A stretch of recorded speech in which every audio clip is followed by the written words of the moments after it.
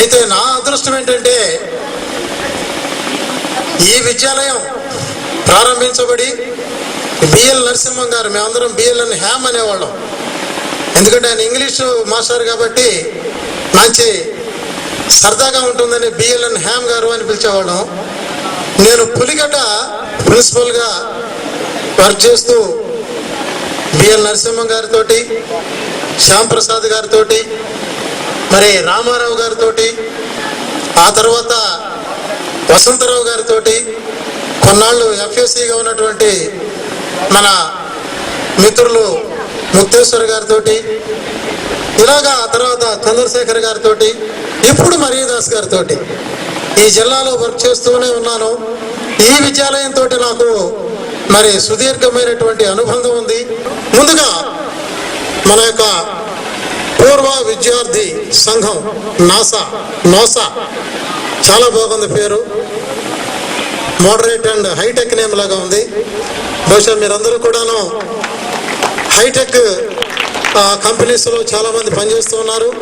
కొంతమంది డాక్టర్స్గా వర్క్ చేస్తూ వెళ్ళిపోయిన తర్వాత ఈ విద్యాలయాన్ని మర్చిపోకుండా పూర్వ విద్యార్థి సంఘాన్ని స్థాపించి మన విద్యాలయాన్ని మనం మర్చిపోకూడదు అనే దృక్పథంతో మరి ఈ కార్యక్రమాన్ని మీరు చేస్తున్నారు. చాలా సంతోషం.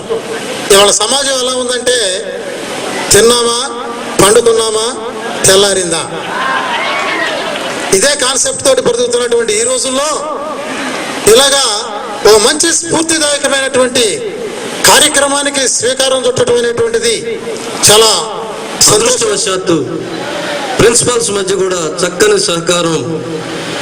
దానికి పరాకాష్ట last year Mopidevi school anniversary జరుపుతూ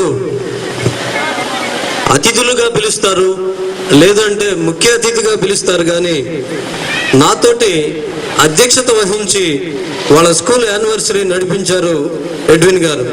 ఒక చక్కని టీమ్ వర్క్ అండర్స్టాండింగ్ తోటి మన జిల్లా రెసిడెన్షియల్ స్కూల్స్ పనిచేస్తూ ఉన్నాయి. అలాగే ఈ కార్యక్రమానికి విచ్చేసినటువంటి ఓల్డ్ స్టూడెంట్స్ అందరికీ కూడా ఈ సందర్భ శుభాకాంక్ష. మరి నాకంటే ముందు చాలా మంది పెద్దలు మాట్లాడారు, చాలా విషయాలు మీకు చెప్పినారు. సరే, నేను కూడా కొన్ని సూచనలు, ఎందుకంటే ఓల్డ్ స్టూడెంట్స్ అసోసియేషన్ స్థాపించబడిన తర్వాత దాని కార్యక్రమాలు చాలా ఎక్కువ ఉండాలని నా ఉద్దేశం. ఎందుకంటే మనం చూస్తూ ఉంటాం, ఈ సంస్థ నాకెంతో చేసింది, నేను ఈ సంస్థకి ఏం చేశాను అనేటువంటి ఆలోచన మీ అందరికీ వచ్చింది. కాబట్టి ఈరోజు మీరు ఇక్కడ గుమిగూడి ఒక చక్కని అల్యూమ్ని ఏర్పాటు చేసి ఈ సంస్థకి ఏదో ఒక రూపంలో ఉపయోగపడాలనేటువంటి ఆలోచన మీ అందరికీ కూడా వచ్చింది. ఈ ఆలోచన మీకు ఎప్పుడూ ఉండాలి. ఎందుకంటే ఇప్పుడు మన పెద్దలు చెప్పారు, ఇప్పుడు ప్రస్తుతం అయితే సంస్థలకు ఆర్థికపరమైనటువంటి లోటుపాట్లు ఏమీ లేవని. కానీ ఇది ఎంతకాలం ఉంటుందో తెలియదు.